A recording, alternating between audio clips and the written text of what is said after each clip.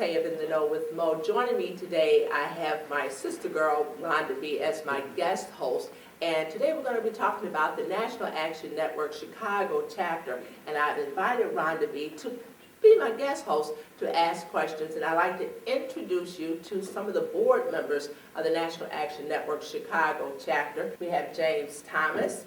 We have Teresa McKelvey, who is the Executive Secretary, and I am Maureen Forte, the Executive Director of the new and very hot National Action Network Chicago chapter. Absolutely. Great. All right. Okay, this is me, Ms. Rhonda B, and thank you for joining us. Yes, I am the guest host today on Maureen's show, In the Know with Mo, because of course, since she is the guest, she can't interview herself. So I would really try though. so we decided to volley off of each other.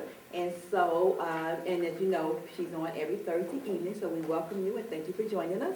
So first of all, she keeps telling everybody she's the executive, whatever she is, of NAN, as if everyone in the world know what NAN is. They think she's talking about their nanny or Nana, Tell us exactly what is NAN. Well, the National Action Network is a civil rights social organization which was founded by Reverend Al Sharpton back about some 12 years ago. And what we do, the mission statement, is to fight for the injustices and the education of the people. And the mission, one of the logos and slogans is no justice, no peace. So that's our biggest entity, is to fight for the right, the justice, and the education of the people.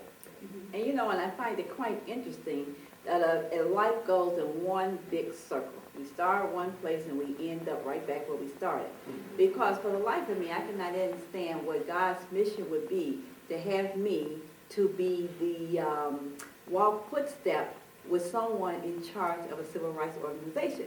Because for those who know me, I'm a photojournalist.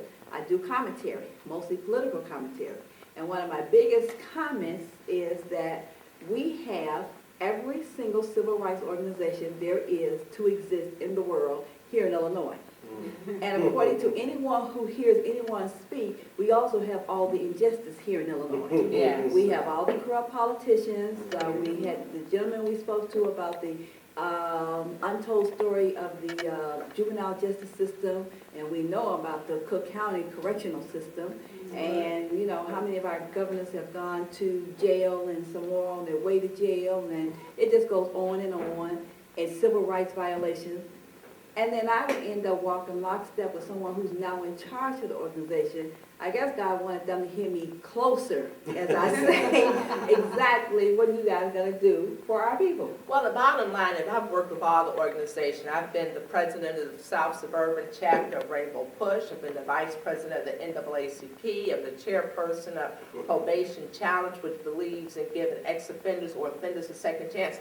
The bottom line, even though we have all these organizations here, we still have not come together as one organization. And don't leave out Paracon. We got Father here, we got Paracon. Exactly. We have Meeks. But well, we're not counting. We're not counting.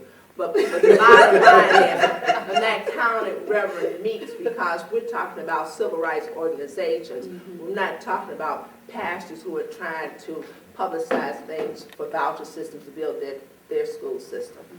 But the bottom line is we have all these organizations here together in the Chicago area, but we have to work together to build a coalition to fight for the rights and the justices of our people.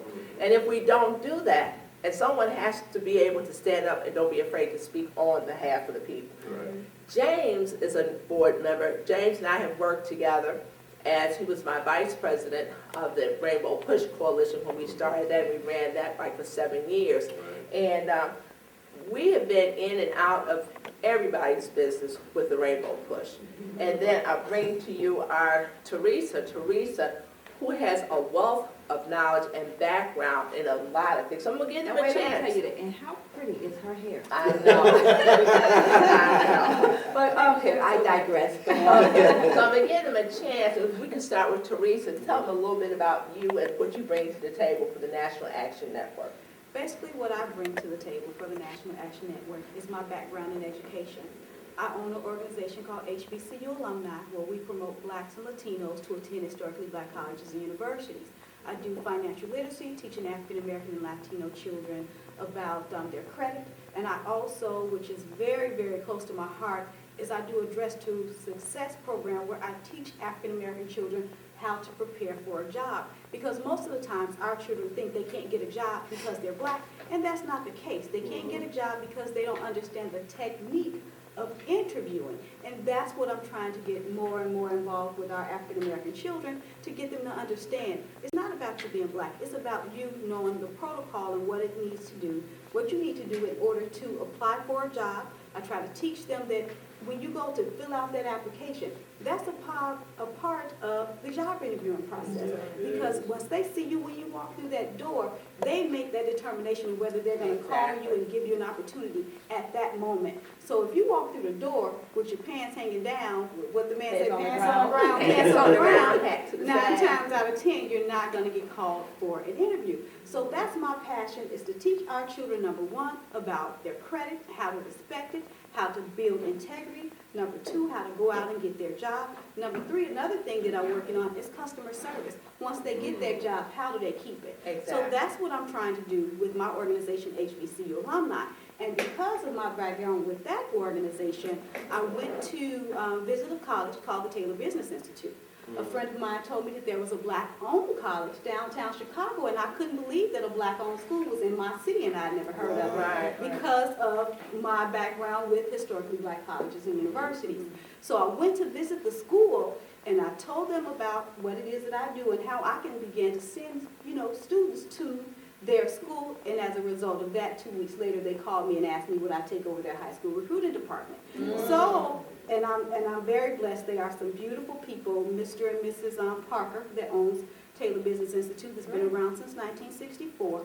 And yeah, exactly. They've been around since 1964. So we have this hidden jewel in our city. So my goal is to make sure that I am channeling students so that we can keep the doors open of our black-owned school, because that's the difference of it being a historically black college or university. We have a black-owned school. So it's important that we make sure that we keep the doors open for our organization. So as a result of that, I still have my organization, HBCU Alumni, because I want to make sure that I'm still teaching students about their credit, that I'm teaching them how to dress for a job, and that I'm teaching them how to keep their jobs. That's beautiful. I wanted to add something in addition to what you're doing, which I find excellent.